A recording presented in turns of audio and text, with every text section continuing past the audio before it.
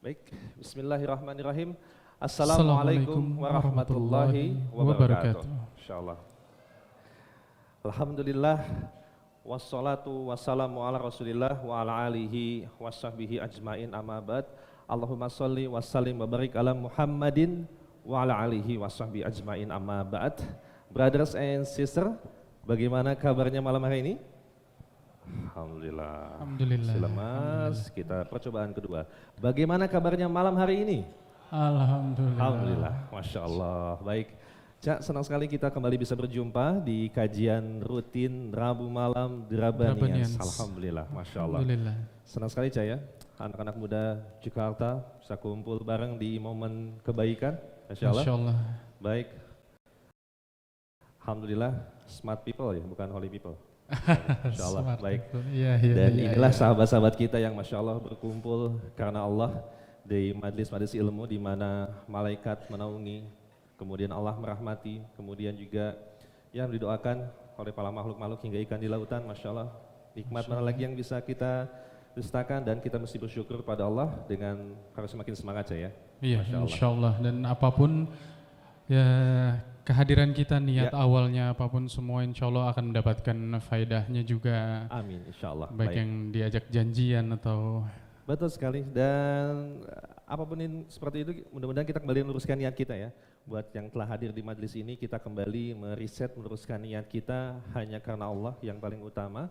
Semoga dengan lurusnya niat kita, kumpulnya kita, Allah berikan keberkahan, kemudian juga pahala, dan tentunya jadi amal pemberat timbangan kebaikan di yaumil hari kelak. Amin ya rabbal alamin. Amin ya rabbal alamin. Dan tentunya untuk keberkahan acara kita, sholawat, teriring salam, semoga senantiasa tercurah dan terlimpah kepada junjungan kita yang mulia Rasulullah sallallahu alaihi wasallam, Muhammad sallallahu alaihi wasallam. Rasulullah manusia terbaik yang Allah bersalawat untuk Rasulullah, dan juga kita mengucapkan salawat untuk Rasulullah, dan kita pun merasa marah saat Rasulullah sallallahu alaihi wasallam dihina. Masya Allah. Dan inilah sengaja kita akan angkat tema ini pada malam ini, insya Allah Caya. Insya Allah. Namun sebelum membahas itu, tentunya setelah bersyukur kepada Allah, kemudian kita berterima kasih kepada seluruh pihak yang telah mensupport kegiatan acara kita. Iya, betul, kepada YPI Al-Azhar, kepada Forkom Jamiah Al-Azhar Pusat, Kajian Islam Alumni Sekolah Islam Al-Azhar, dan juga seluruh panitia yang telah memberikan effortnya untuk menyelenggarakan kajian pada malam hari ini. Betul, dan tentunya effort antum semua dong ya yang udah berjuang, Masya Allah, menembus kemacetan, Masya Allah. Ada yang hadir dari Maghrib tadi, ada? Dari Maghrib, ahlan wasahlan, Masya Allah, barakallahu fikum. Dan juga special invitation kita nih, bagi yang bernama Muhammad, acungkan tangan. Muhammad, acungkan tangan, tahan sejenak, angkat. Panitia di scanning ya, acungkan tangan nama Muhammad. Tolong dibantu di itu. Ya, terima kasih. Begitupun yang tahan dulu sejenak, yang sister yang bernama Maryam, boleh acungkan tangan di belakang. Dan brothers yang namanya Muhammad, acungkan tangan, tahan sejenak. Panitia dicek ya, biar kita perkirakan berapa jumlahnya. Baik, alhamdulillah, ahlan. Kita ada hadiah khusus buat antum semua yang nanti bisa diambil di area booth bazar. Oke? Insyaallah. Hadiahnya apa? Cek nanti. Dan juga tolong siapkan panitia, siapkan 2 hadiah spesial buat couples kita pada malam ini. Masya Allah. Ada yang suami istri datang, suaminya bernama Muhammad dan istrinya bernama Maryam. Ada acungkan tangan? Boleh? Antum, bawa istri namanya Maryam ya? Ahlan wa sahlan, Masya Allah. Jangan wes mulu, kapan nyusul? Wes. Ayo dong, Masya Allah. Couple goals nih. Barakallahu fikum, selamat datang, ahi, Masya Allah. Dan silakan nanti ada hadiah khusus ya. Mike, ada 2 hadiah khusus buat yang couple, suami bernama Muhammad dan istri bernama Maryam, Masya Allah. Barakallahu fikum. Ya, ini ikhtiar kita, Masya Allah teman-teman semua ya, untuk sebagai wujud rasa cinta kita kepada para manusia terbaik yang telah Allah pilih, alhamdulillah. Dan ini pun sebagai bentuk counter campaign apapun itu. Dan yang terbaik adalah tentunya kita mengcounter dengan ilmu, tidak dengan nafsu ya Caya. Iya, betul. Benar gak sih? Sekali. Masya Allah. Dan kembali tadi bagian namanya Muhammad, dan antum semua akan ambil hadiah, nanti ambil di teknis di bawah area bazar ya. Iya. Baik, dan seperti biasa Cak, ada yang pertama kali hadir. Yang baru pertama kali hadir ke kajian Rabu malam? Ada? Ayo, Wah, pertama kali hadir. Iya. Nah, 1, 2, Ayo angkatan. 1, 3, 2, 3, 4, 4, 5, 6, 7, 8. 7, 8, 9, 10. Oke. Kan bosen ngopi mulu ya. Iya. Kita siapin makanan, makan malam buat antum semua ya. Nanti bisa diambil di area bazar juga ya. Iya. Karena makanan nggak kita bawa ya. Enggak bawa. Nggak, oke. Teman-teman semua jangan sungkan ya. Kita udah nyiapin hadiah buat yang pertama kali hadir. Jangan sungkan, nanti kebut di bawah, sampaikan saya pertama kali hadir ambil hadiah. Oke? Jangan sungkan, udah disiapin ya. Nanti udah disiapin nggak diambil sedih yang ngasih Iya, hadiahnya. betul. Baik, yang berhasil ngajak temennya pada malam ini? Berhasil ngajak temennya. Antum. Berapa, Bang? 3, oke. Antum? 1. 4. Antum? Ngajak. Mana yang rombongan 7 kemarin? Mana? Hah? Langganan? Antum 4, siap. 4. Keep 4, antum berapa? Ayo jangan malu-malu, 6. angkat aja. 6, oke. 6. Antum aja berapa? 1. 1. So, oke. Ada yang di atas 6? 7. Masya 7 Allah. lagi. 7. Lelang. Ada yang 8? 7. Ada yang 8? Berhasil ngajak 8? Gak ada. 7 ya. Udah kena mental. Baik. Yang 7 kita siapkan hadiah juga ya. Baik. Iya. Ada berapa? Kopi deh. Iya. Berapa? Oh 8, pas deh. Atau sebagian makan malam. Aman ya? Baik, insya Allah. Atau Kopi boleh yang mau berhasil makan. ngajaknya ngopi. Kasih kopi. Satu. Buat yang berhasil ngajak. Iya, nanti teman-temannya makan malam, oke? Iya, betul. Antum juga dapat, siap. Insya Allah, Alhamdulillah, Masya Allah. Jangan bosan ngajak temennya ya. Buat yang udah ngajak 4, Masya Allah. Saat hadiahnya ngalir buat antum, hadiahnya pahala yang jauh lebih besar buat antum semua, Masya Allah. Dan silakan teman-teman semua. Dan bagi yang pertama kali hadir pada malam ini, ahlan wa sahlan, ini kajian kita semua. Kita akan belajar bareng bersama Ustadz hingga pada pukul 21 nanti. Dan setelah nanti kita akan lanjutkan diskusi di bawah insya Allah. Dan Alhamdulillah Ustadz telah menyediakan waktunya, Cak. Masya Allah ya. Jangan lupa kesempatan. Dari Aceh loh sengaja ke sini. Iya, di Masya bazar Allah. lebih dekat dengan Ustadz ya, bisa Betul. tanya jawab. Baik, teman-teman semua, dan kita akan bersiap meluruskan niat kita kembali, siapkan catatan faedah, kita akan mengundang guru kita Al-Ustadz Harits Abu Naufal, Hafidhahullah Ta'ala, untuk bisa berkenan menempati tempat yang telah kami sediakan. Kami silakan Ustadz. Ahlan, Masya Allah. Silakan, Alhamdulillah. Fadol. Sehat-sehat. Ya. Dibuat nyaman Ustadz. Ya, Masya Allah. Alhamdulillah. Sudah on Ustadz mic-nya? Alhamdulillah. Baik, Alhamdulillah. Ustadz, bagaimana kabarnya Ustadz? Alhamdulillah. Alhamdulillah. Ustadz, terima kasih banyak di sela-sela kepadatan jadwal Ustadz nih, Masya Allah. Dan ini perdana Ustadz bergabung bersama kita di Masjid Agung Al-Azhar nih, Alhamdulillah. Setelah yang pertama kita bikin event di Bekasi Ustadz ya, Bekasi. di Juni Park. Kita belum bisa mulai di Al-Azhar, kemudian yang kedua adalah online, ini event ketiga bersama Ustadz di Masjid Agung Al-Azhar, Alhamdulillah. Baik Ustadz dan teman-teman semua, kita akan membahas tema yang telah Ustadz sampaikan. Bagaimana janji Allah bahwa penista pasti binasa. Kepada Al-Ustadz kami persilahkan, Fadhil Masykur Ustadz. Bismillahirrahmanirrahim. Assalamualaikum warahmatullahi wabarakatuh. Alhamdulillah. Alhamdulillahi hamdan katsira tayyiban mubarakan fih. Mubarakan alaih. Kama yuhibbu rabbuna wa yarda. Wa usalli wa usallim ala nabiyina al-karim Muhammadin wa ala alihi wa ashabihi wa man tabi'ahum bi ihsanin ila yaumiddin. Saudara-saudaraku kaum muslimin dan kaum muslimat rahimani wa rahimakumullah.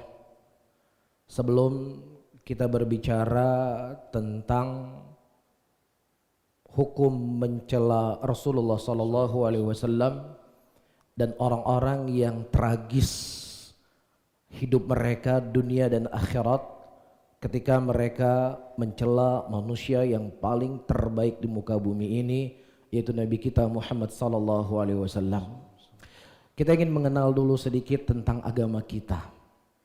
Agama Islam, agama yang kita anut ini bukan hanya sekedar agama yang berbicara tentang sholat, bukan hanya berbicara tentang puasa, bukan hanya berbicara tentang ritual-ritual ibadah, tetapi Islam datang kepada kita untuk menyelesaikan segala problem kehidupan manusia, mulai dari kehidupan pribadinya sampai kepada kehidupan keluarganya, kehidupan masyarakatnya, bahkan kehidupan sebuah negara itu diatur di dalam agama kita, yaitu agama Islam.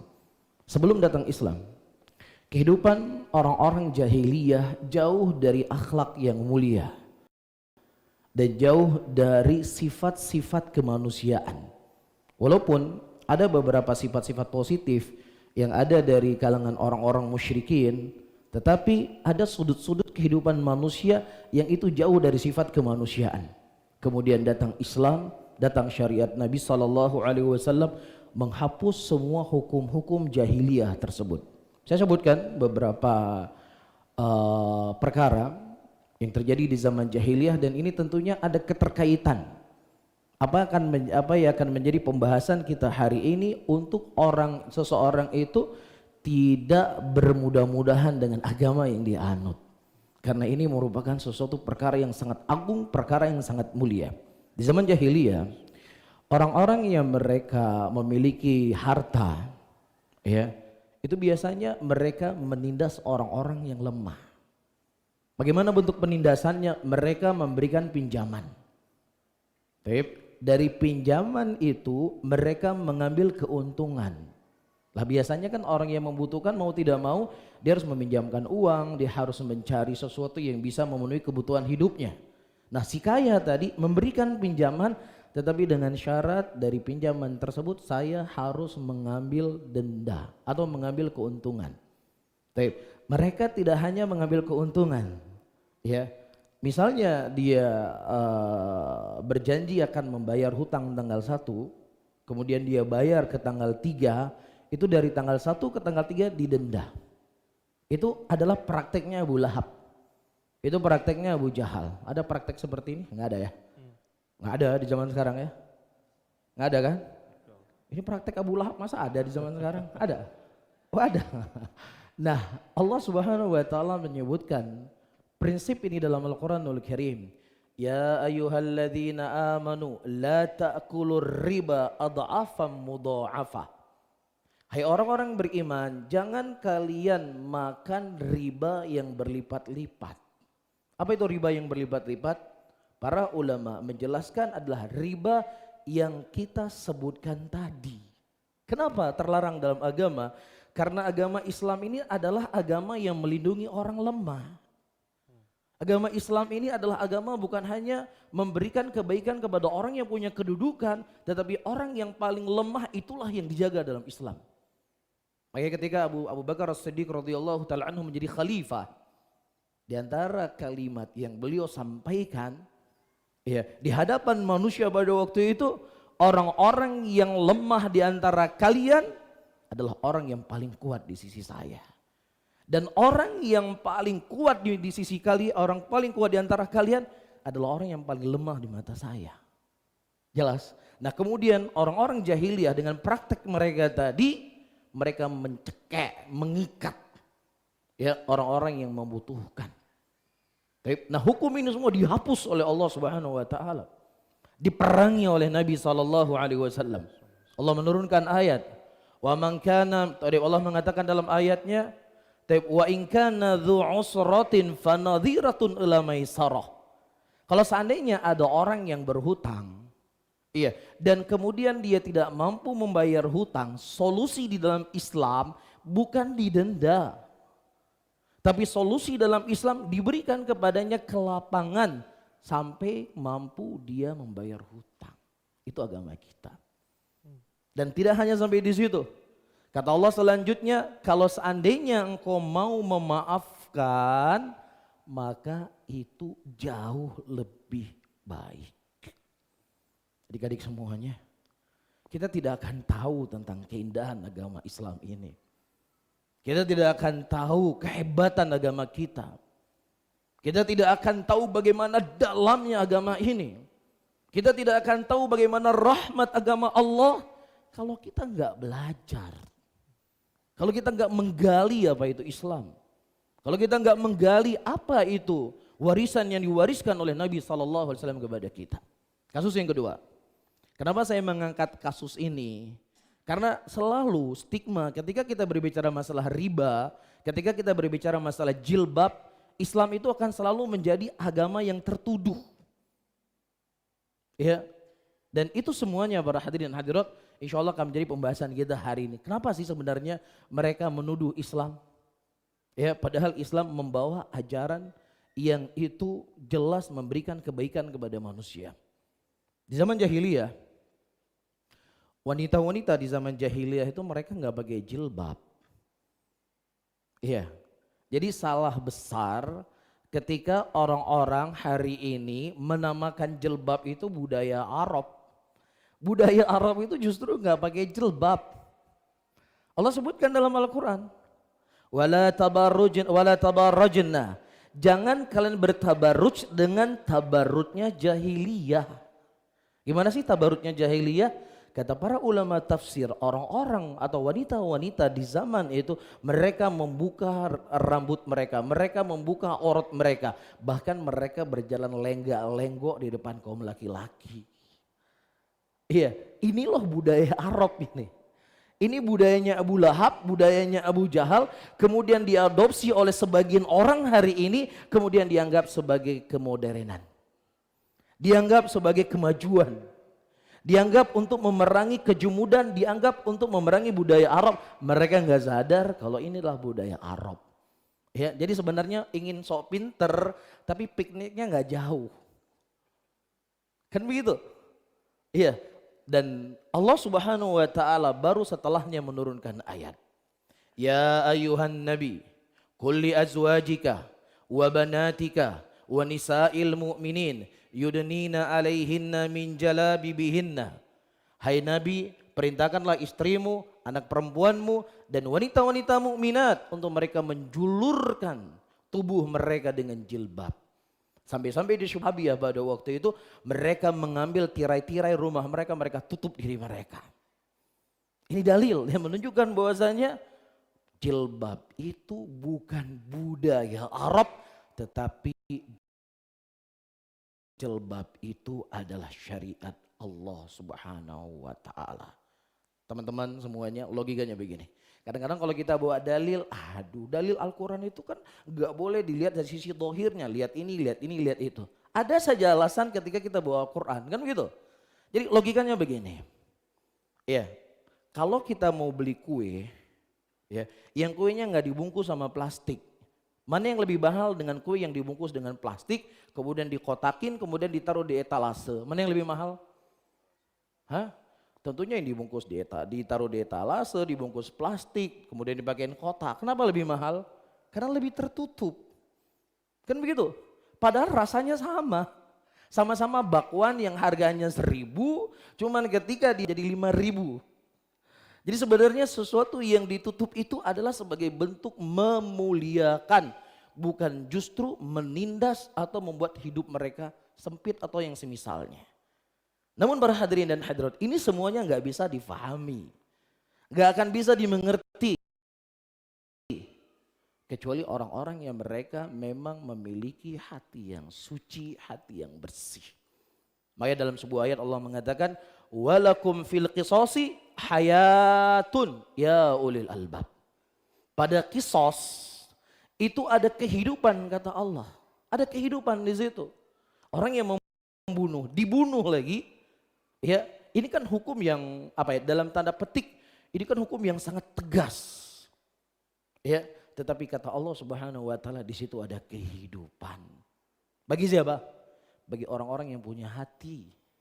Tapi kalau orang yang nggak punya hati, dia nggak bisa menilai hukum Allah itu sesuatu yang agung.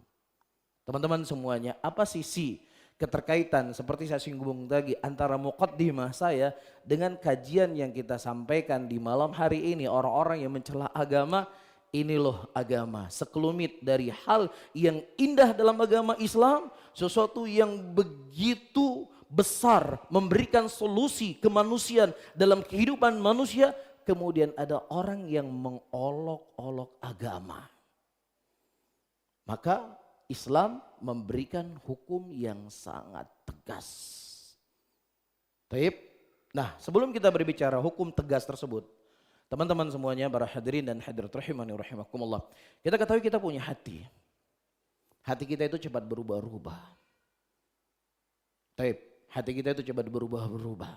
Terlebih perubahan dari sesuatu yang baik menuju kepada kejelekan. Ya, contoh di masa pandemi, kajian nggak ada, di Masjid Al-Azhar juga nggak ada kajian. Itu kan banyak orang beruntuhan, jatuh. Kenapa? Karena hatinya nggak diberikan nutrisi. Baik. Nah, ketika hati tidak diberikan nutrisi, itu bukan hanya permasalahan nggak ikut kajian. Ya, bahkan tidak sedikit yang tadinya rajin sholat berjamaah, hilang sholatnya, nggak pernah sholat lagi. Bukan hanya sampai di titik itu.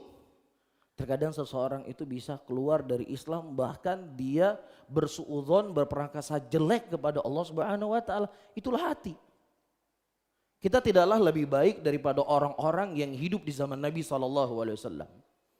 Kita nggak lebih mulia dari orang-orang yang melihat wajah Rasulullah. Kita nggak lebih bersemangat beribadah dibandingkan orang-orang yang ikut berjihad bersama Nabi Muhammad SAW. Kisah perang Tabuk. Ya, perjalanan yang cukup panjang dari kota Madinah ke Tabuk itu kurang lebih 600 sampai 700 km. Setelah mereka pulang dari perang Tabuk, perjalanan yang panjang, lelah, letih, rindu sama keluarga. Yang penting dia punya masalah dalam hidupnya, hatinya nggak tenang. Ketika hatinya tidak tenang, para hadirin dan hadirat, justru yang keluar dari mulut mereka adalah mencela Rasulullah SAW. Mereka berkata nggak ada orang yang lebih pengecut dibandingkan mereka. Nggak ada orang yang lebih mementingkan perut dibandingkan mereka. Siapa yang mereka maksudkan? Yang mereka maksudkan adalah Nabi SAW dan para sahabatnya. Dan inti yang ingin saya sampaikan dari kisah ini, para hadirin dan hadirat, hari ini kita nggak punya masalah. Hari ini kita punya penghasilan, hari ini badan kita sehat, hari ini istri kita sehat, hari ini ya semua kehidupan kita teratur. Tapi bisa saja suatu saat akan datang ujian dan cobaan kepada kita. Apakah ketika cobaan tadi hati kita masih terpaut kepada Allah Subhanahu wa taala atau tidak? Apakah ketika Allah menguji kita, kita masih menjadi hamba Allah? Kita masih berprasangka baik kepada Allah, atau jangan-jangan ketika Allah menguji kita, Allah mencoba kita, kemudian justru keluar dari mulut kita yang lebih parah dari orang-orang yang hidup di zaman Nabi SAW tadi. Disinilah para hadirin dan hadirat pentingnya untuk kita menjaga hati kita. Iya, karena terkadang praktek menjaga hati itu ketika kita mendapatkan ujian. Tapi hari ini kebanyakan muslimin, kebanyakan manusia, mereka hanya memperhatikan sesuatu yang diperhatikan oleh manusia. Betul nggak? Apa yang paling dirawat oleh laki-laki atau perempuan dari seluruh anggota badannya? Apa yang paling dirawat? Mukanya. Kenapa sih muka yang paling dirawat? Karena muka ini tempat yang sering dilihat oleh manusia. Sehingga dia punya uang, punya biaya khusus. Ya, dia punya mungkin salon khusus untuk merawat wajahnya.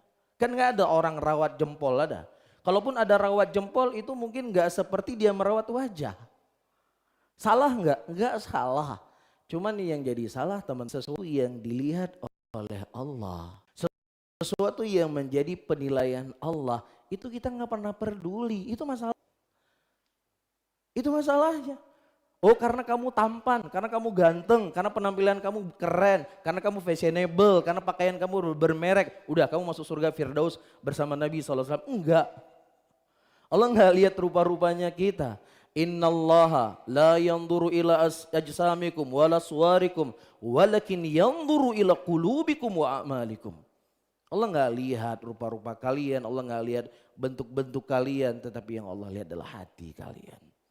Jadi kalau seandainya kita fokus dengan apa yang diperhatikan oleh manusia, yang seharusnya kita harus lebih fokus dengan apa yang menjadi penglihatan Allah Subhanahu wa taala, yaitu qalbu kita, tidak lain seperti yang saya sebutkan tadi, untuk menjaga. Ya, lisan kita jangan sampai mencela Allah. Karena orang-orang yang mencela Allah tadinya mungkin dia nggak sampai segitu sesatnya, nggak sampai segitu kufurnya. Tapi karena terlalu banyak masalah dalam hidupnya, dia nggak menjaga hatinya, nggak menjaga kolbunya, akhirnya terjadilah apa yang terjadi. Dan ini tentunya para hadirin dan hadirat kita jangan pernah merasa aman. Gak mungkinlah saya mencela Allah, gak mungkinlah saya mencela Rasulullah SAW, gak mungkin saya mencela agama ini. Siapa bilang gak mungkin? Mereka hidup di zaman Nabi seperti yang saya sebutkan. Al-Imam Muslim rahimahullah menyebutkan sebuah hadis yang diriwayatkan oleh Anas bin Malik radhiyallahu taala anhu warḍahu. Ada seorang Nasrani, ya, dia masuk Islam. Kemudian dia menghafal surat Al-Baqarah, surat Al-Imran dan surat Al-Maidah. 3 surat tiwal dia hafal. Ada antum hafal 3 surat panjang? Al-Baqarah, Al-Imran, Al-Maidah? Hafal enggak? Nah, laki-laki ini hafal. Dan Nabi SAW meminta kepada dia untuk menulis Al-Quran. Menulis Al-Quran ini adalah sesuatu hal yang sangat besar. Sampai-sampai ada seorang sahabat Rasulullah SAW, ketika beliau diamanahkan untuk mengumpulkan Al-Quran yang terpisah-pisah, dia mengatakan, dengan aku memindahkan gunung itu lebih baik, lebih ringan untukku daripada mengumpulkan Al-Quran kalamnya Allah, karena ini merupakan tugas yang sangat besar. Namun apa yang terjadi? Laki-laki ini dia berkumpul kembali dengan teman-temannya Nasrani. Akhirnya dia murtad dari agama Allah Subhanahu wa taala. Murtad. Tidak hanya dia murtad keluar dari agama Allah, dia berkata, apa yang disampaikan oleh Muhammad kepada kalian dari Al-Quran itu bukan datang dari Allah, itu merupakan dikte yang saya dikte kepada dia. Jadi kalian itu udah dikibulin sama si Muhammad. Kalian itu sudah ditipu sama Muhammad. Kalian itu sudah dibohongin oleh Muhammad. Ini yang keluar dari mulut laki-laki ini ketika dia mati, para hadirin dan hadirat rahimani rahimakumullah, dikubur, keesokan harinya jenazahnya itu diangkat kembali, terangkat kembali. Sampai-sampai orang-orang berkata, ini ulahnya Muhammad ini. Dia sudah kena kutukan atau lain sebagainya. Iya. Akhirnya dikubur lagi, kemudian bumi juga tidak menerimanya, akhirnya dibuang ke tempat yang jauh. Begitulah di antara kisah-kisah. Ya, dan ini bukan dongeng.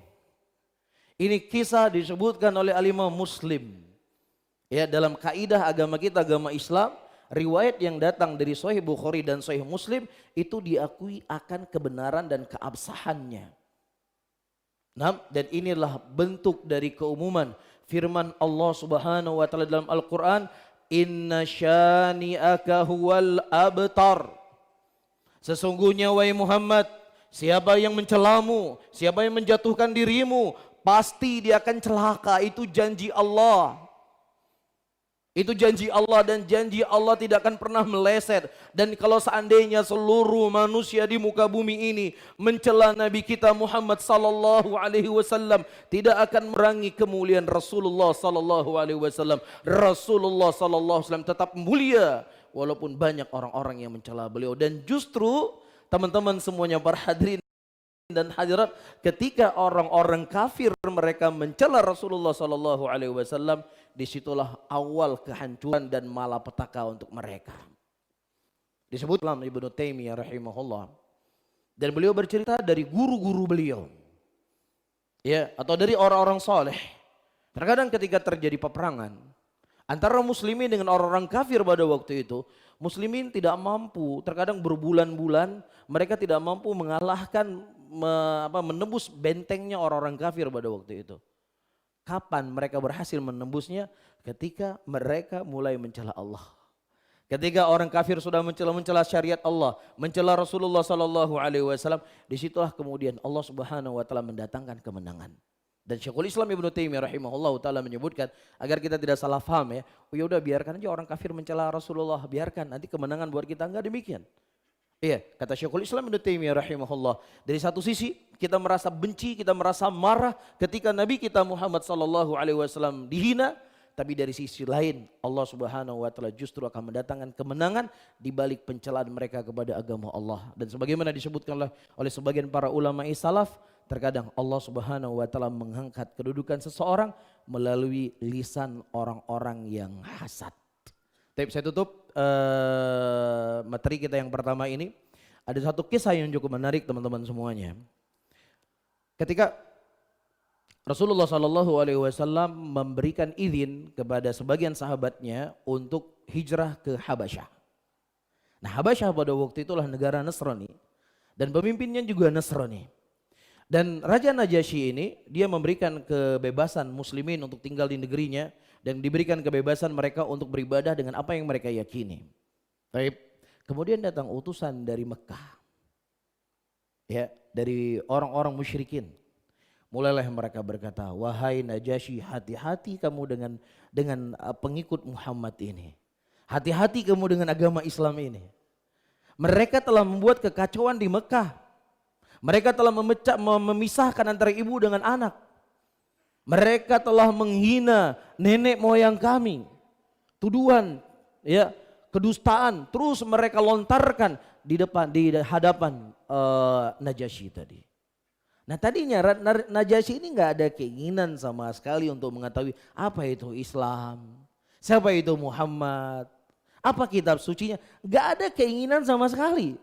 Tetapi ketika banyaknya orang-orang yang mencela Rasulullah, banyaknya orang-orang yang mencela Islam, banyaknya orang-orang yang mencela syariat Allah Subhanahu wa taala, akhirnya dia penasaran. Penasaran, apa sih agama ini?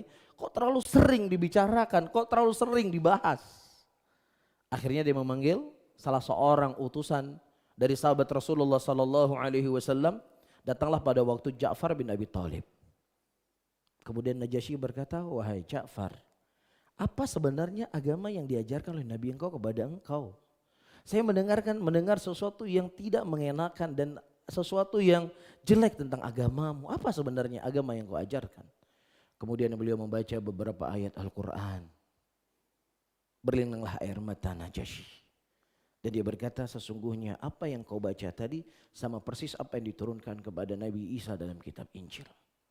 Akhirnya dia mengucapkan, asyhadu an la ilaha illallah wa asyhadu anna Muhammadar Rasulullah.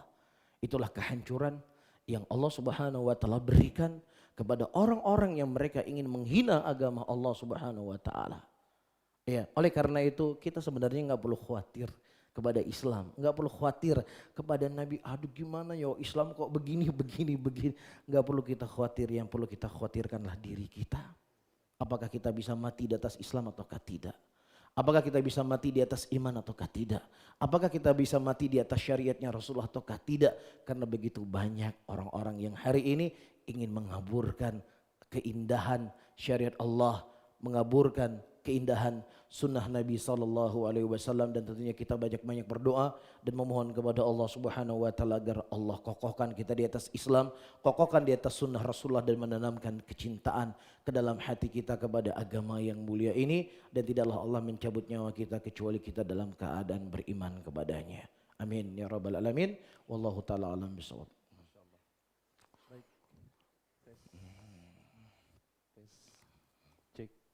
Baik Ustadz, Masya Allah. Nah. Ustadz, terkait tadi ya Ustadz, Masya Allah, ini sebuah quote di akhir tadi ya, Masya Allah, sesungguhnya kita tidak perlu khawatir akan celaan di luar Ustadz ya. Tetapi Betul. satu sisi kita bersyukur bahwasanya apa Ustadz ya, fitrah kita sebagai muslim saat Rasulullah SAW dihina itu muncul Ustadz ya, satu sisi. Ini mungkin ada teman-teman seangkatan dulu ngalamin gak sih celah-celahan sama orang tua? Ngalamin gak sih? Atau beda angkatan jangan-jangan ya? Dulu kita nama bapak disebut aja kan namanya bener ya, kayak Alvin bin Hendra, Hendra, ya kan bawahnya pengen ini aja Ustadz, gimana sama Rasulullah Ustadz ya. Betul. Tapi apakah cukup sebagai fitrah kita marah saat Rasulullah SAW dihina, atau sesungguhnya bagian Ustadz keagungan Rasulullah yang perlu kita pegang sebagai seorang muslim itu Ustadz ya. Baik, jadi teman-teman semuanya perlu kita ketahui, tidak ada kemungkaran yang lebih besar dari orang yang mereka mencela Allah, mencela Rasulnya, dan mencela Islam itu sendiri. Allah Subhanahu wa taala mengatakan dalam ayatnya, "Qul abillahi wa ayati wa rasulihi kuntum tastahzi'un la ta'tadiru qad kafartum ba'da imanikum. Katakanlah, apakah kepada Allah, kepada ayatnya dan kepada Rasulnya kalian memperolok-olok, dan tidak ada uzur bagi kalian, dan kalian telah kafir yang tadinya kalian termasuk dari orang-orang yang beriman. Nah, kenapa orang yang mereka mencela Allah dan Rasulnya itu divonis kafir? Karena asal daripada iman kepada Allah, iman kepada Rasul, iman kepada Islam adalah ta'zim, pengagungan. Itu inti daripada keimanan, itu pengagungan.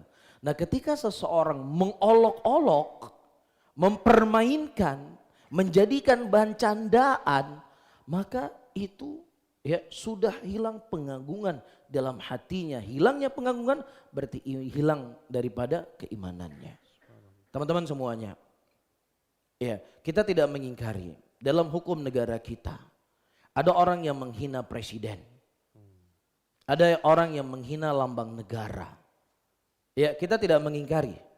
Ada hukum yang tegas dalam negara kita ini.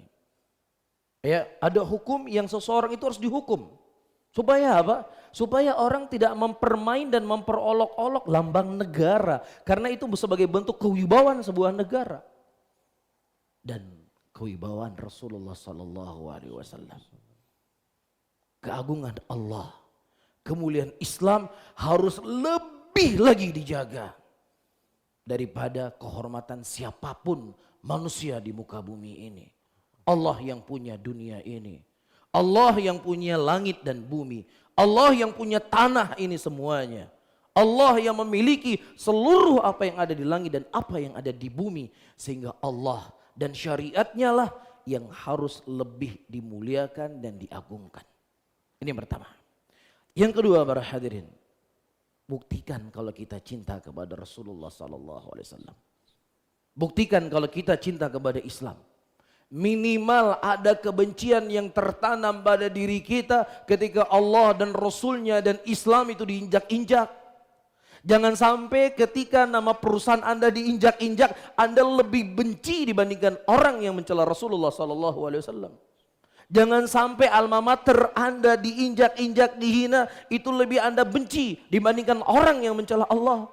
Dan jangan sampai presiden, lambang negara itu dihina, kemudian Anda, kebencian Anda lebih dahsyat dibandingkan kebencian ketika orang-orang yang mencela Islam. Kalau kondisi Anda demikian, maka perlu dipertanyakan keimanan Anda. Disebutkan dalam Sahih Bukhari, datang orang-orang kepada Abdullah bin Abbas radhiyallahu taala anhu. Pada waktu itu mereka bertanya kepada Abdullah bin Abbas tentang sebuah hukum. Kemudian Abdullah bin Abbas mengkhabarkan Nabi berkata demikian, demikian dan demikian. Nah, orang ini setelah mendengar penjelasan dari Abdullah bin Abbas dari hadis yang datang dari Rasulullah SAW, dia berkata, tetapi Abu Bakar berkata demikian. Tetapi Umar berkata demikian. Perhatikan. Abdullah bin Abbas mendatangkan ucapan Nabi. Beliau bukan menghina Rasulullah, bukan menghina ucapan Nabi, enggak. Beliau cuma berkata, tetapi Abu Bakar berkata demikian. Tetapi Umar berkata demikian. Apa kata Abdullah bin Abbas? Yushiku an tanzila alaikum hujarati minas sama. Aqulu qawlu Rasulullah sallallahu alaihi wasallam wa taqulu qawlu Abu Bakar wa Umar. Hampir-hampir batu-batu dari langit itu jatuh menghimpit kalian. Aku mengucapkan ucapan Nabi. Aku sampaikan kepada kalian ucapan Rasulullah. Tetapi kalian berkata, telah berkata Abu Bakar, telah berkata Umar. Abu Bakar dan Umar adalah dua manusia yang paling terbaik setelah Nabi dan Rasul. Abu Bakar dan Umar adalah sahabat yang dijamin masuk surga. Akan tetapi ketika ucapan orang yang dijamin masuk surga ini diperhadapkan dengan ucapan Nabi SAW, begini komentar Abdullah bin Abbas, bisa bayangkan bagaimana orang-orang hari ini yang mencela Rasulullah, mencela Islam di hadapan Abdullah bin Abbas. Apa yang akan disampaikan oleh Abdullah bin Abbas radhiyallahu taala anhu? Dan apa pula yang akan disampaikan oleh Abdullah bin Abbas ketika orang-orang yang mengaku cinta kepada Nabi Muhammad SAW, syariat beliau dilecehkan, Rasulullah SAW dilecehkan, mereka bisa tersenyum. Iya, mereka masih bisa tertawa, mereka masih bisa menjadikan itu sebagai teman karibnya, bisa menjadikan itu sebagai sahabatnya. La haula wala quwata illa billah.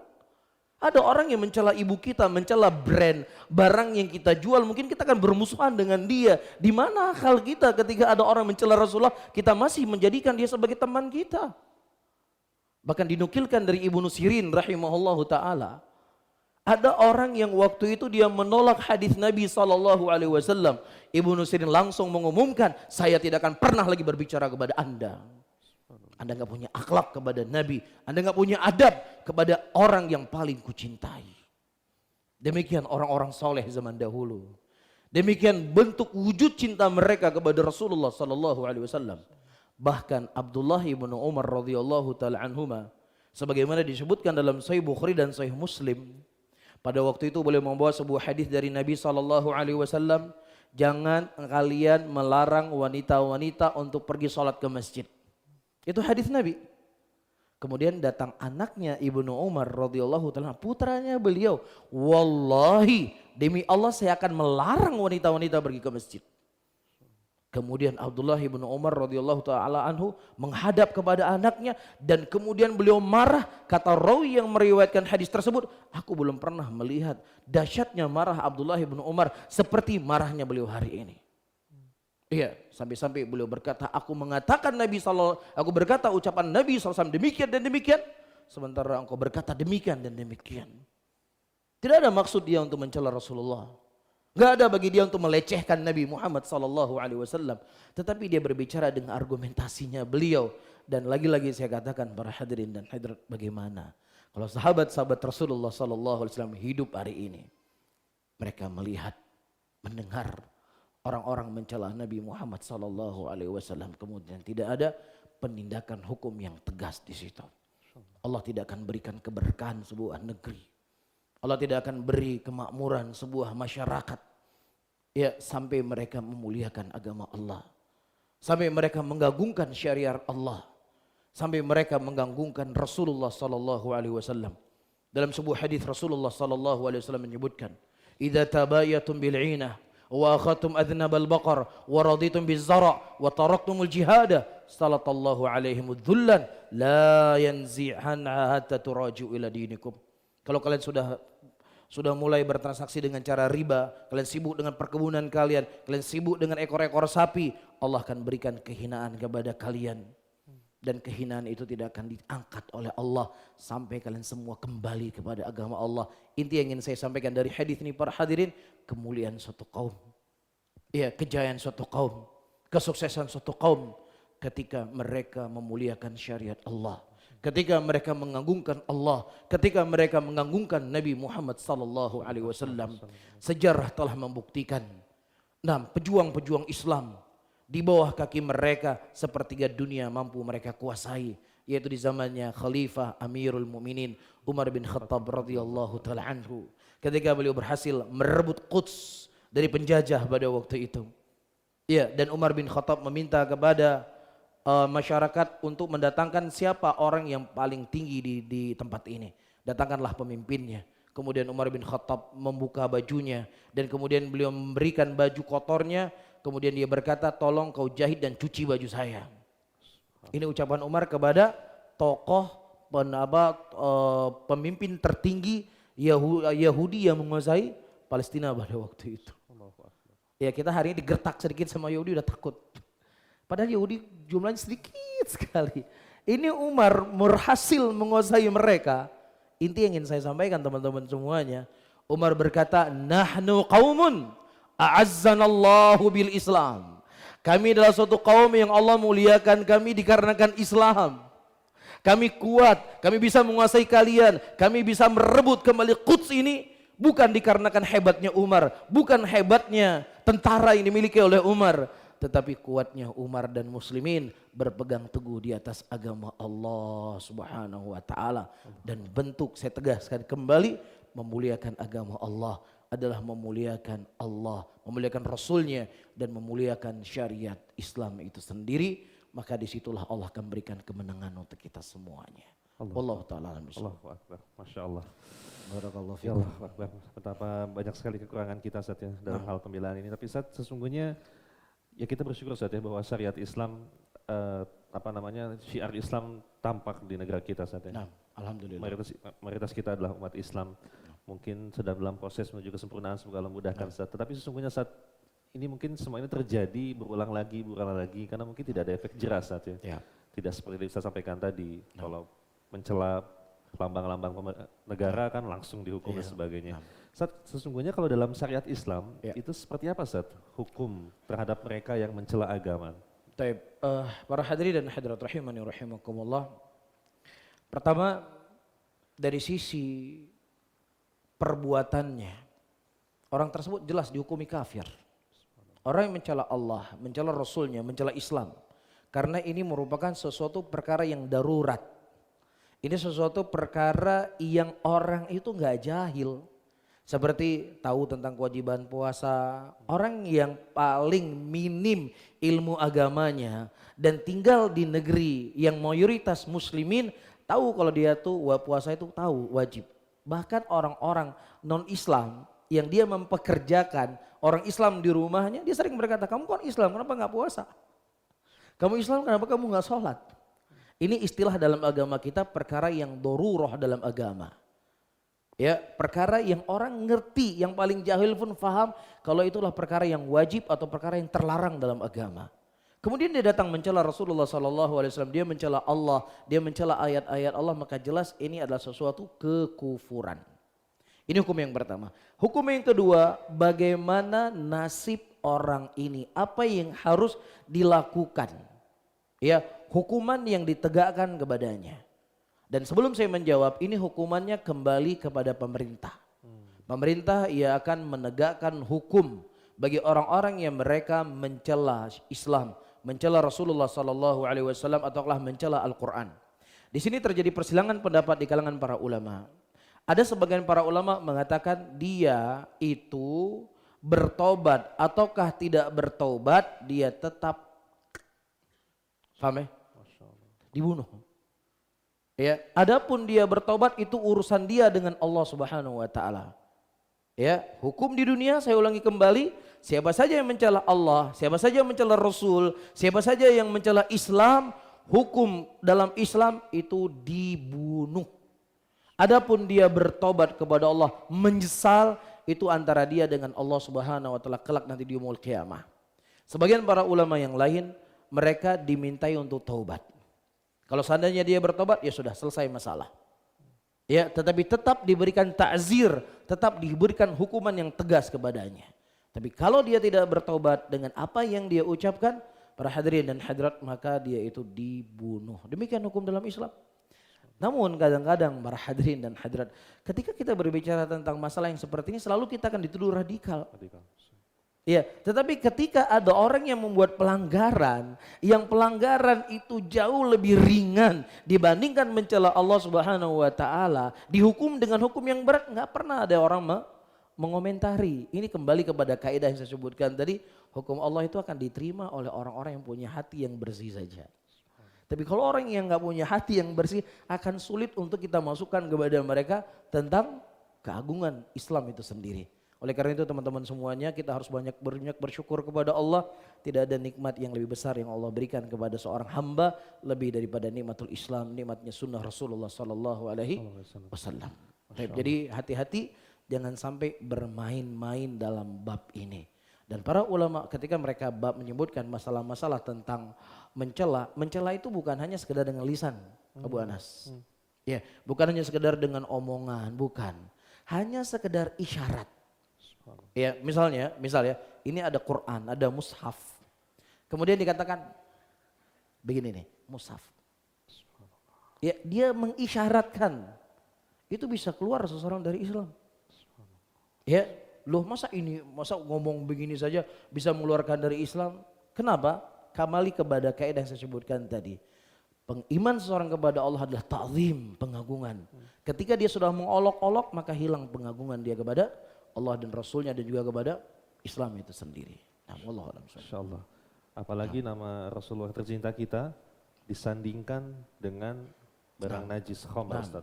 Allah jelas, ini adalah sebuah pelanggaran yang sangat besar. Ya, pelanggaran yang sangat besar dan orang-orang yang mereka memiliki dari kedudukan, dia harus mensuarakan hal yang seperti ini. Jangan dia biarkan.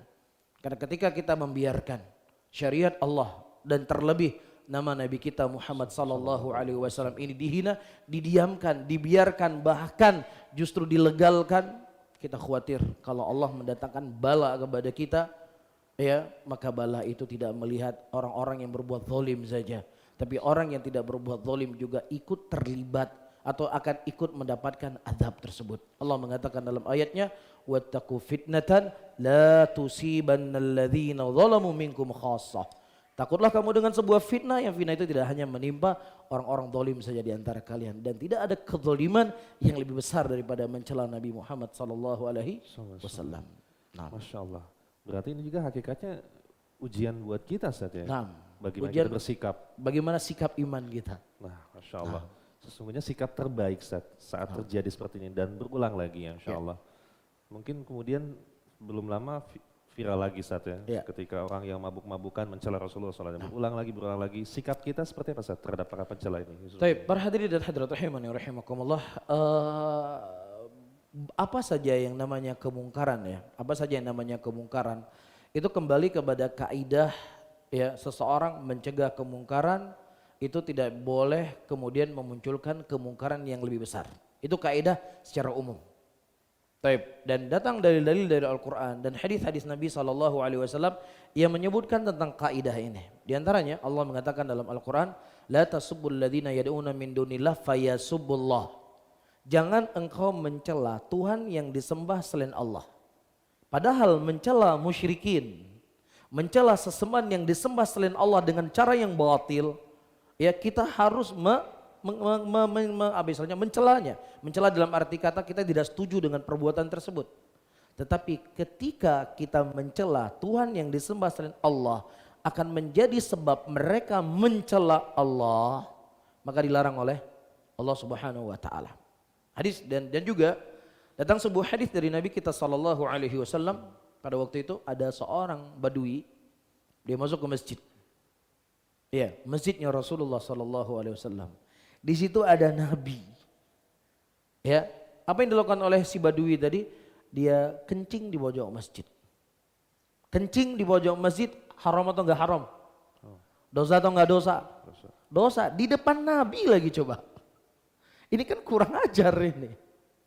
Para sahabat Rasulullah sallallahu alaihi wasallam jangankan kencing di depan Nabi, ada masalah-masalah yang mereka hadapi, kadang mereka nggak berani bertanya kepada Nabi sallallahu alaihi wasallam karena Rasulullah itu sangat berwibawa. Ya, pernah suatu hari istri Abdullah bin Mas'ud berkata kepada suaminya, "Wahai suamiku, coba engkau tanya kepada Rasulullah, apakah boleh aku menafkahi engkau dari hartaku?" Kata Abdullah bin Mas'ud, "Saya nggak berani bertanya kepada Nabi, engkau saja yang bertanya." Akhirnya ditanya oleh istrinya beliau, dan kemudian kata Rasulullah, boleh, nggak ada masalah engkau memberikan nafkah kepada suamimu, apalagi suamimu misalnya nggak bisa bekerja, sakit atau lain sebagainya. Taib. Dan juga terkadang sebagai para sahabat Rasulullah, mereka sangat senang kalau datang badui ke masjid Rasulullah. Kenapa? Karena badui itu kalau bertanya sesuatu kepada Nabi dia nggak malu-malu. Terkadang dipegang bahunya Nabi SAW, para sahabat nggak berani pegang-pegang bahu Rasulullah. Badui pegang. Kadang-kadang dia berkata, ya Muhammad, mintalah dan mohonlah kepada Allah agar Allah memberikan rahmat untuk saya dan kamu saja, jangan untuk mereka. Kadang begitu mereka datang menghampiri Rasulullah. Ya, nah senang mereka. Karena apa? Wibawanya Rasulullah. Tiba-tiba datang badui ini kencing di pojok masjid. Antum bisa bayangkan ya. Bagaimana beraninya dia. Kemudian para sahabat Rasulullah Sallallahu Alaihi Wasallam ingin menegur. Mereka menegur badui tadi. Kemudian justru Nabi SAW enggak mendukung. Ayo sikat si badui tadi, usir dia dari masjid. Enggak. Tapi Nabi SAW justru menyalahkan sahabat Rasulullah. Biarkan dia kencing di situ. Loh, kok bisa Nabi membiarkan orang menajisi masjid? Di sini Nabi bukan mendiamkan atau membiarkan orang menajisi masjid.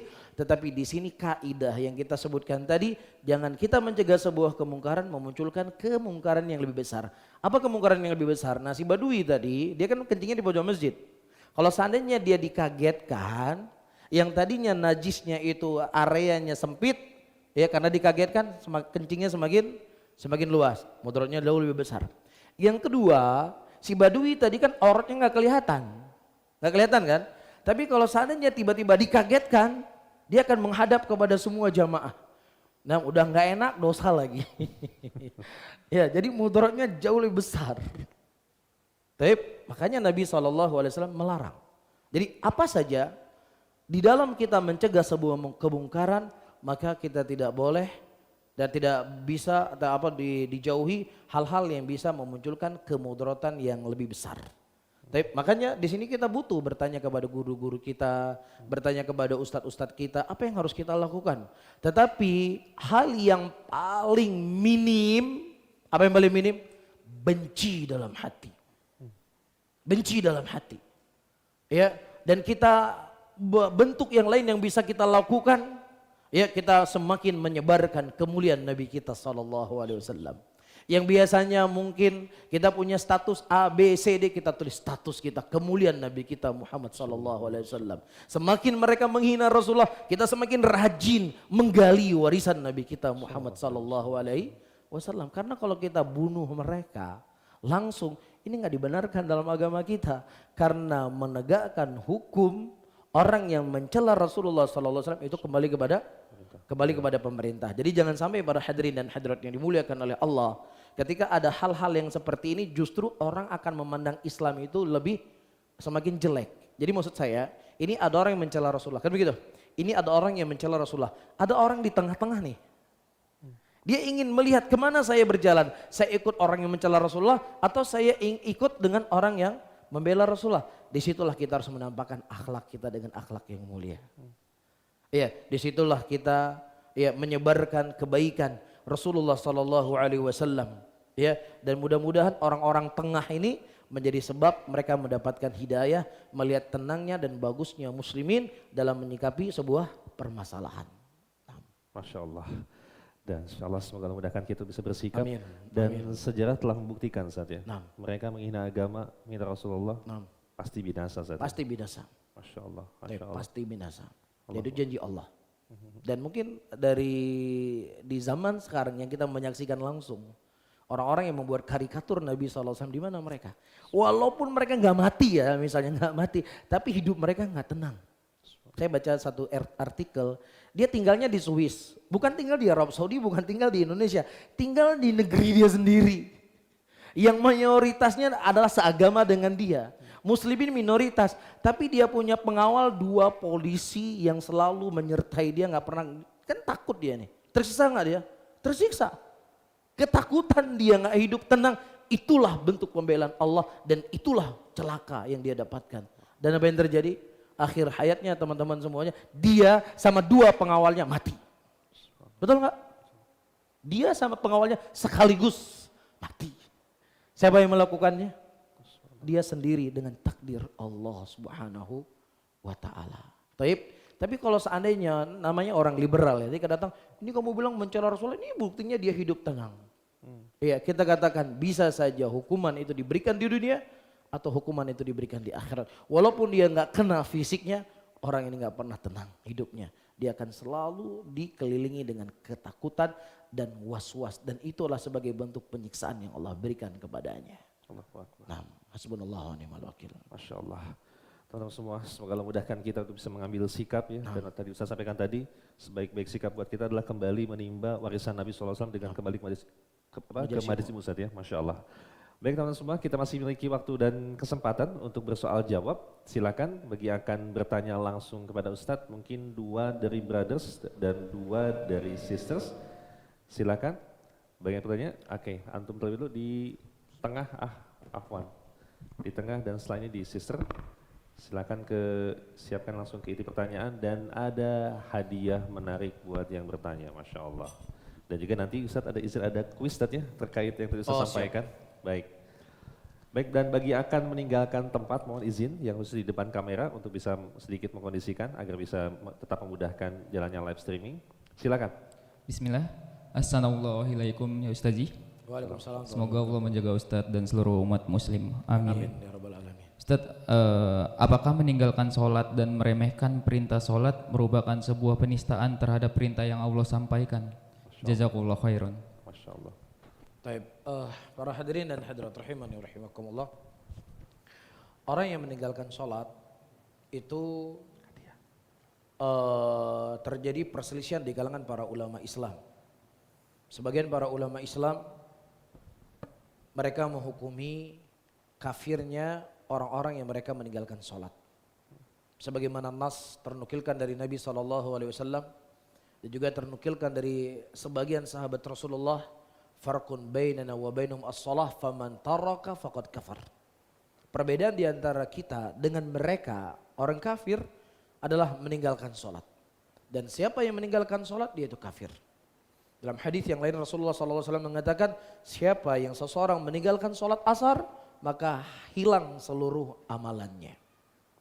Baik, jadi para hadirin dan hadirat rahimani wa rahimakumullah, dari nas hadis ini walaupun dia tidak mengolok-olok Islam, ya, tidak melecehkan Islam secara lafaz, tapi secara perbuatan dia telah menyia-nyiakan kewajiban yang itu merupakan tiang agama dalam agama kita ini. Baik, walaupun di sana ada sebagian para ulama yang mereka mengatakan orang yang meninggalkan sholat dalam keadaan dia meyakini sholat itu adalah wajib, tetapi dia meninggalkan sholat dalam keadaan malas, maka tidak dihukumi dengan kekafiran. Jelas. Kecuali mereka mengatakan kalau dia nggak pernah sholat sama sekali, seumur hidup nggak pernah sholat sama sekali, nggak sholat id, nggak sholat Jumat, apapun sholat dia nggak pernah lakukan, maka orang seperti ini mereka mengatakan dia kafir, keluar dari Islam. Namun teman-teman semuanya, bukan berarti ini kita sudah bisa bernafas ya. Maksud saya apa bisa bernafas? Oh, ternyata ada perselisihan pendapat ulama dalam masalah ini. Berarti boleh dong saya ninggalin sholat sekali-sekali? Tidak. Mana ya, kita kan ini pendapat ulama dan hadis yang kita sebutkan tadi. Apa kata Nabi? Perbedaan di antara kita dengan mereka adalah sholat.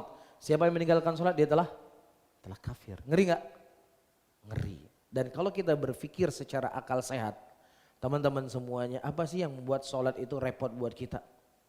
Satu hari itu 24 jam. Allah hanya minta kepada kita 1,5 jam untuk kita ruku dan sujud kepadanya. Dan Allah nggak butuh dengan sholat kita. Allah nggak bertambah mulianya dengan semua orang di muka bumi ini sholat. Iya. Dan tidak akan berkurang kemuliaan Allah ketika tidak ada satupun orang yang ruku dan sujud kepada Allah. Tetapi sholat yang kita lakukan itu kembali kepada kita sendiri. Berapa tenangnya hati seorang mukmin ketika dia mengatakan Assalamualaikum warahmatullah, Assalamualaikum warahmatullah. Seakan-akan hilang beban dalam hidupnya.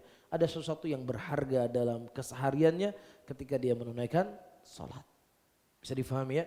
Jadi dua hal ini perlu untuk menjadi pertimbangan kita agar selalu ya berdoa kepada Allah ya, agar Allah memberikan kemudahan bagi kita untuk bisa menunaikan sholat, karena itu adalah tiang agama yang tidak boleh ditinggalkan. Wallahu a'lam bishawab. Masya Allah. Baik Ustadz, dan silakan berikutnya dari sisters. Dan Tes. ya silakan. Assalamualaikum warahmatullahi wabarakatuh. Waalaikumsalam warahmatullahi wabarakatuh. Silakan langsung ke inti pertanyaan. Ustadz, terkadang sebagai manusia dalam hati terbersit hal-hal yang tidak baik atau kadang malah bisa disebut syirik. Apakah itu termasuk dosa? Dan tapi apa yang ada di hati dan pikiran itu tidak pernah diucapkan atau dilakukan gitu. Lalu Baik. itu bisa disebut munafik juga apa tidak Ustadz? Baik, terima kasih Ustaz. Silakan Ustaz. Pertama, para hadirin dan hadirat rahimani wa rahimakumullah, Rasulullah SAW menyebutkan dalam sebuah hadisnya, idza qatalal muslimaini bi sayfihima fal qatil wal maqtul finnar. Ketika dua orang beriman, dia saling bunuh-membunuh. Ya, Nabi SAW mengatakan yang membunuh dan dibunuh dua-duanya masuk neraka. Kemudian para sahabat bertanya, ya Rasulullah, kami tahu orang yang membunuh itu pasti dia akan masuk neraka karena dia berbuat kezaliman. Kenapa orang yang dibunuh juga masuk neraka? Dia kan gak membunuh. Kata Nabi SAW, inna harisun ala qatl sahibi. Dia tuh sangat semangat untuk membunuh sahabatnya. Sebenarnya hatinya itu dia ingin membunuh, tapi karena dia duluan dibunuh, maka dia tidak mampu untuk membunuh.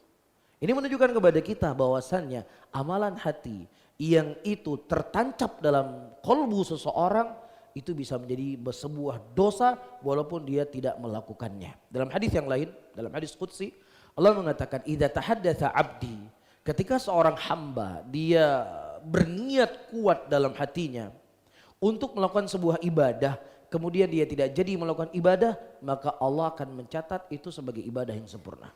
Ini menunjukkan kepada kita amalan hati itu terhitung walaupun dia tidak melakukannya. Dalam hadis yang lain Rasulullah SAW berkata, kalau seandainya seseorang dia berniat kuat di dalam hatinya, dia melihat orang yang punya uang sangat banyak. Dengan uangnya tersebut dia foya-foya, dengan uangnya tersebut dia berbuat dosa dan berbuat maksiat. Dia berkata, kalau seandainya saya punya uang seperti dia punya uang, saya akan melakukan seperti apa yang dia lakukan. Rasulullah mengatakan dia akan mendapatkan seluruh dosa apa yang dia niatkan dalam hatinya walaupun dia tidak melakukannya. Maka apa solusinya? Ketika seseorang terbesit sesuatu dalam hatinya dari hal-hal yang itu berbau kenifakan, berbau kesyirikan, maka dia harus tepis, dia harus lawan. Dia harus lawan. Kadang-kadang syaitan akan mendatangi kita dengan bisikan, siapa yang menciptakan Allah? Itu ada bisikan-bisikan yang kalau seandainya kita meyakini iya Allah diciptakan demikian dan itu terus berada dalam hati kita, maka ini berpengaruh dengan keimanan kita. Maka disinilah para hadirin dan hadirat, kita harus selalu menangkis semua bisikan-bisikan yang itu bisa merusak keimanan dan asal pokok dari akidah kita. Dan apakah itu disebut dengan kemunafikan? Ya, tergantung. Kalau seandainya dia melawan dari bisikan-bisikan tersebut, maka itu merupakan tanda dari keimanannya. Tapi kalau seandainya dia membenarkan isi hatinya dalam bentuk mencela Allah, mencela Rasul, ragu dengan syariat Allah, ragu dengan syariat Islam, ragu dengan kerasulan Nabi Muhammad SAW, terpatri dalam hatinya, dia tidak coba melawan, maka kita khawatir dia jatuh ke dalam nifaq al-i'tiqadi. Karena itu kembali kepada amalan hati. Nah, Allahu a'lam bishawab. Masya Allah. Demikian jawaban dari Ustaz untuk sisters, ya silakan, dan ada hadiah bagi yang bertanya, silakan.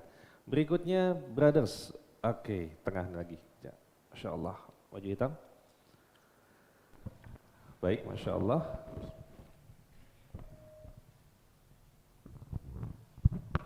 Dan setelah ini kembali kepada sisters dan kita akan ada sesi lanjutan diskusi dengan Ustaz di bawah insya Allah. Baik, silakan. Bismillahirrahmanirrahim. Assalamualaikum warahmatullahi wabarakatuh. Waalaikumsalam warahmatullahi wabarakatuh. Saya ingin bertanya, sebenarnya bagaimana sih cara kita menanggapi gitu para penista? Karena kita tahu pasti penista ini akan selalu ada gitu, akan selalu ada. Nah, kita sebagai muslim yang baik, bagaimana cara kita menanggapi penista tersebut? Karena kebanyakan mereka itu jahil ya, bodoh gitu. Apakah kadang kita lihat di sosial media itu malah kita juga berkata kasar gitu, berkata kotor gitu kepada penista gitu. Atau apakah lebih baik kita diam tapi kita membenci kelakuannya seperti itu, Ustaz? Mohon arahannya seperti itu. Terima kasih. Nah, Masya Allah, barakallahu fiik, jazakallah khairan. Seperti kita sebutkan tadi, para hadirin dan hadirat rahimani rahimakumullah, ini ada orang-orang yang di tengah-tengah. Di tengah terjadinya pergulatan, peperangan dalam tanda petik. Mereka ingin menentukan sikap. Maka disinilah kita membutuhkan akhlak, adab, dan cara yang diajarkan di dalam agama kita. Ya, tapi kalau seandainya muslimin, ya, mereka membantah dengan kalimat-kalimat kotor, kalimat-kalimat keji, kalimat-kalimat sumpah serapah dan lain sebagainya, orang akan memandang nggak ada bedanya kamu sama dia. Ya, dia model mencela seperti ini, kamu mau mencela seperti ini, nggak ada bedanya. Akhirnya dia nggak ada yang simpatik sama kita. Pada suatu hari Rasulullah SAW dihina oleh Yahudi. Yahudi tersebut berkata, "Assam alaik ya Muhammad, celaka bagi engkau ya Muhammad." Kemudian Aisyah radhiyallahu taala anha tentunya sebagai seorang istri dan juga sebagai umat Nabi Muhammad SAW sekaligus, beliau merasa marah. Ya, dongkol dalam hatinya ketika ada orang yang menghina Nabi SAW. Kemudian Aisyah berkata, "Assam alaik wa la'na alaik." Celaka bagimu dan laknat bagimu wahai Yahudi. Kira-kira Nabi memberikan, "Ayo Aisyah tambah." Enggak. Nabi cuma berkata, "Wahai Aisyah, Ya, cukup engkau berkata wa alaik. Demikian pula kepada engkau wahai Yahudi. Dia nggak melaknat saya. Kenapa kamu laknat dia? Ya, ini kan kurang ajar ini. Mencela Rasulullah di hadapan Nabi SAW. Namun itulah sikap adil yang diajarkan oleh Nabi SAW. Dari pelajaran yang kita sebutkan tadi, kita harus membantah orang-orang yang mencela Rasulullah. Tetapi membantah membutuhkan ilmu, membutuhkan adab, membutuhkan etika, membutuhkan akhlak. Karena terkadang kita bukan hanya tujukan kepada dia saja, kita ingin juga dakwah kita dilihat oleh orang-orang yang mudah-mudahan itu menjadi simpatiknya mereka. Nah, ketika kita tidak punya kemampuan untuk membantah dengan cara yang baik, dengan cara yang bagus, maka kita benci dalam hati kita. Setidaknya kita sebarkan video-video ceramah-ceramah dari guru-guru kita yang tentunya mereka membantah dengan adab, dengan akhlak, dengan ayat-ayat Quran, dengan hadis-hadis Rasulullah SAW. Itu lebih utama dibandingkan dengan cacian dan makian yang kita ingin mendapatkan pahala di dalam membela Rasulullah, tapi justru dosa yang kita dapatkan. Karena seperti yang saya sebutkan dari hadis Aisyah tadi, ya seharusnya nggak ada apa sih salahnya Aisyah, dia kan cuma membela Nabi, tetapi ditegur oleh Nabi SAW karena ada sikap yang Yahudi tidak berucap itu kepada Nabi SAW. Nah, Masya Allah. Lagi-lagi bab ujian tahan lisan dan jempol juga. Ya Ustaz. harus. Masya Allah. Mereka di medsos mainnya soalnya, Masya Allah. Baik, baik, baik. Berikutnya silakan dari sisters. Pertanyaan terakhir kali ya, Insya Allah. Kita akan selain akan ada sesi kuis, Insya Allah. Silakan. Ada? Oh, ada, baik. Sedang proses on the way. Dan juga sedikit intermezzo, hasil sidang isbat besok masih 30 Zulqa'dah. Oh, Masya Allah. di kukunya masih bisa dipotong. Betul, ya. Mau yang dandan, mau cukur, siap-siap, Masya Allah. Baik, silakan sisters.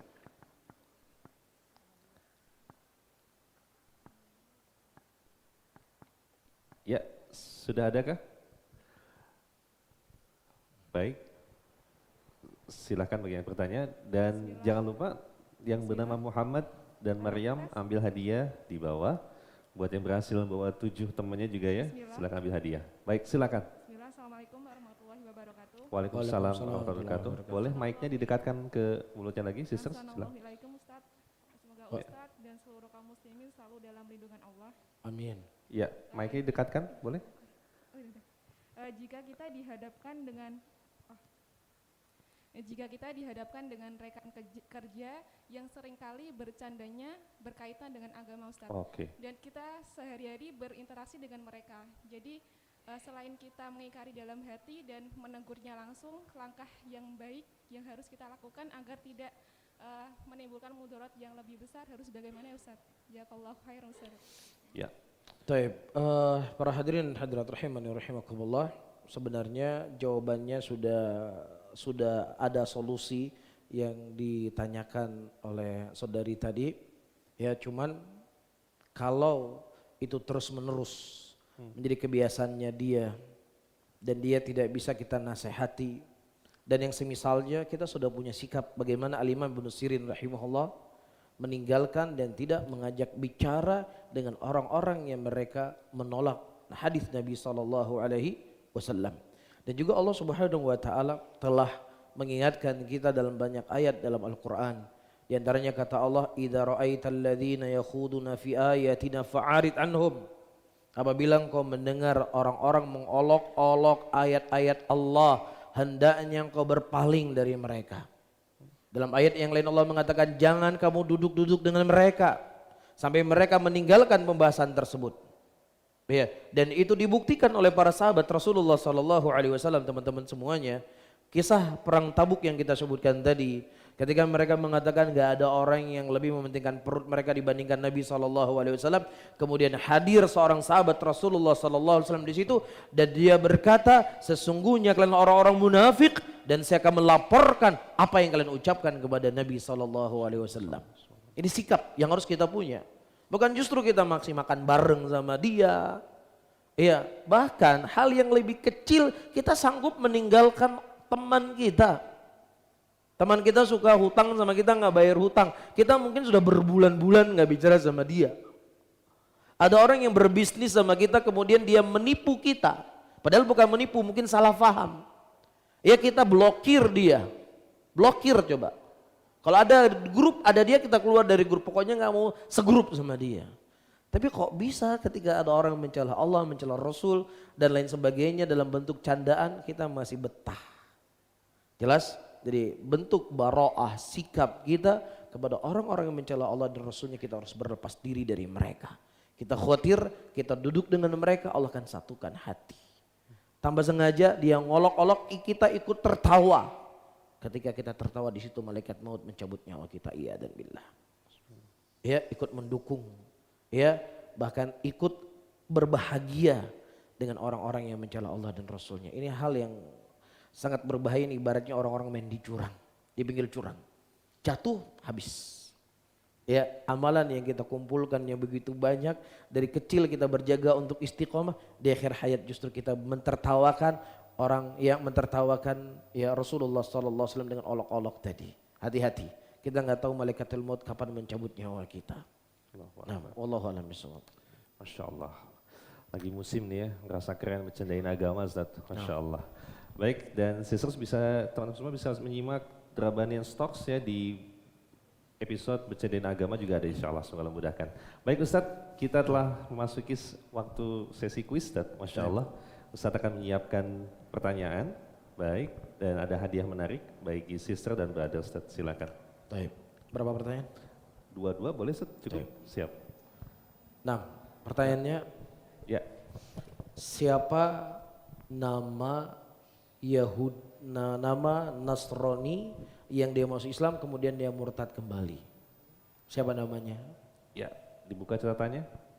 Sisters, ada? Ya, Hah? Herakl? Enggak. Herakl enggak masuk Islam. Pertanyaan saya, siapa nama Nasrani yang dia menghafal Al-Quran dan kemudian dia murtad kembali? Insya Allah. Tadi Ustaz sebutkan, dimension. Sisters ada? Antum? Hah? Ubaidillah bin Abi Busar. Ubaidillah bin Dayash. Lah. Bukan? Silakan sister, langsung. Bismillahirrahmanirrahim, saya coba jawab. Kalau nggak salah Najasyi bukan sih Ustadz? Taib, enggak. Taib Najasyi mati dalam keadaan Islam. Hah? Silakan. Kita dobelin hadiahnya plus kopi nih, Masya Allah. Yuk. Hati-hati ya, kadang-kadang ada soal jebakan. Ada? Siapa namanya? Antum? Siapa? Abdad bin Abdurrahim. Taib. Taib. Namanya nggak disebutkan. Nggak ada namanya, nggak disebutkan. Dalam Sahih Muslim disebutkan kana Nasraniyan. Dia seorang Nasrani. Namanya nggak disebut. Masya Allah. Jadi nggak ada namanya. Saya sudah bilang hati-hati dengan soal jebakan. Masya Allah. Jadi jawabannya nggak ada namanya. Masya Allah. Taib. Itu tunjuk tangan. Mau jawab?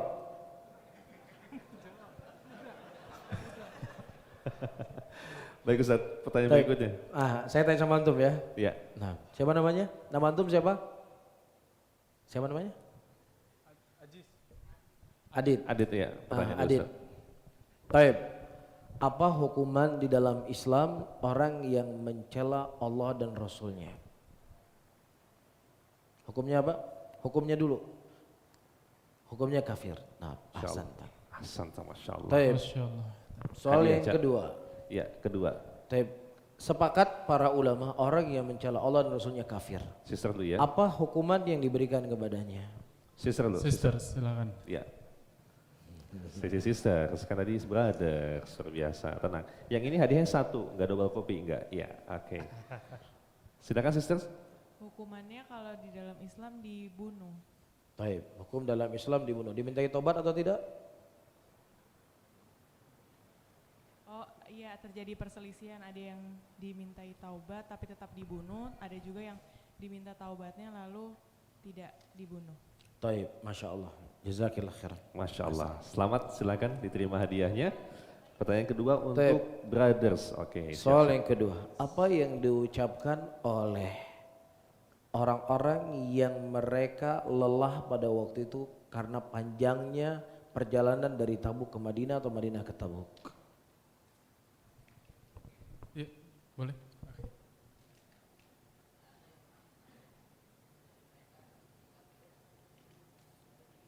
Taib, Masya Allah. Taib. Tidak ada orang yang mementingkan perut dan tidak ada orang yang lebih pengecut dibandingkan mereka, yaitu Rasulullah SAW dan para sahabatnya. Masya Allah. Barakallahu fikum. Taib, soal yang terakhir. Terakhir untuk sisters. Taib, sebutkan 3 faidah intisari kajian kita di malam hari ini. Masya Allah. Silakan sisters.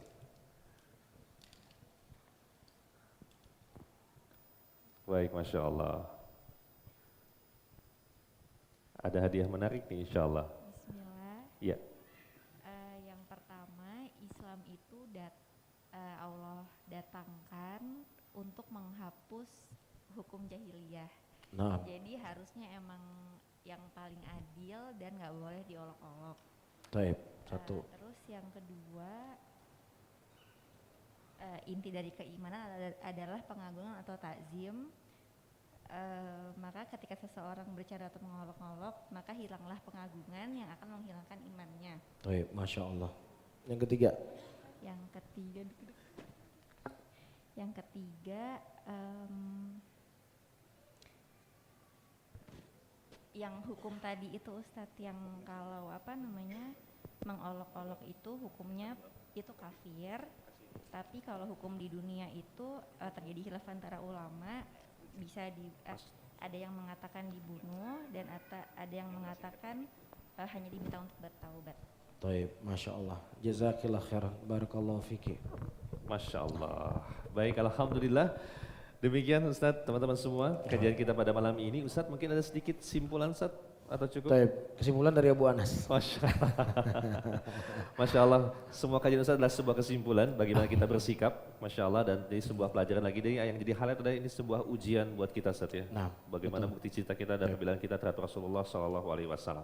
Ya, dan berarti kepada para holy people bertobatlah ya, Masya Allah ya. Baik, itu bisa kembali Ustadz, bab miras tadi ya. Nah. Bab mirasnya tadi kita akan coba bahas di kesempatan berikutnya, semoga Allah memudahkan. Ustadz, terima kasih banyak. Barakallahu fiik. Jazakumullah khair atas waktunya Ustadz, Masya Allah. Baik teman-teman semua, terima kasih banyak atas kesediaan dan waktu teman semua untuk bisa hadir pada malam hari ini, dan semoga Allah memudahkan kita berjumpa kembali di pertemuan yang akan datang. Jangan lupa bagi yang tadi berhasil mengajak 7 temannya ya. Mana tadi ya Yang berhasil mengajak 7 orang temannya ada?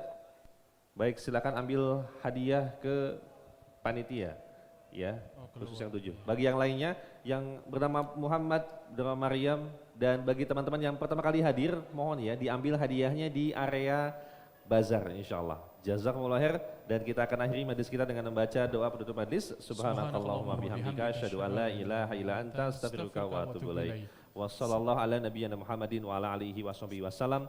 Wassalamualaikum warahmatullahi wabarakatuh.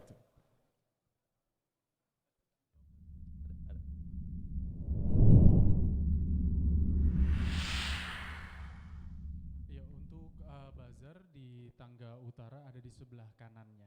Ya. Jadi bisa langsung ke area bazar, insya Allah ada tanya jawab bersama Ustadz Haris